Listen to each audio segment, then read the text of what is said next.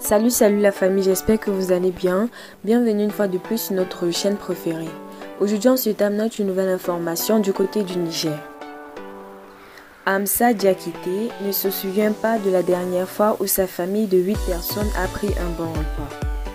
Elle les soutenait autrefois en vendant du pain frit jusqu'à ce que le coup d'État au Niger, il y a 3 mois, aboutisse à des sanctions contre ce pays d'Afrique de l'Ouest, réduisant les revenus dans l'un des pays les plus pauvres du monde et laissant des millions de personnes comme Amsa se débattre en l'absence d'aide. Non seulement la nourriture est très chère, mais le prix des fournitures scolaires a également doublé. Je dois aussi habiller mes enfants et surtout faire face à leur maladie, a déclaré l'homme de 65 ans.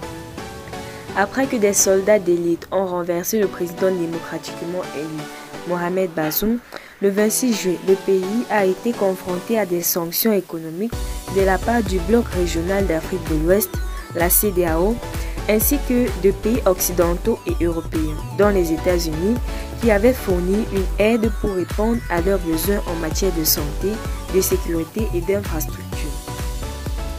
Les voisins ont fermé leurs frontières avec le Niger et plus de 70% de son électricité, fournie par le Nigeria, a été coupée après la suspension des transactions financières avec les pays d'Afrique de l'Ouest.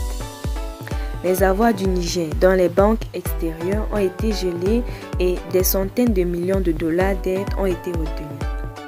Les sanctions sont les plus strictes jamais imposées par le bloc régional dans le but d'endiguer la vague de coups d'État dans la région instable du Sahel en Afrique.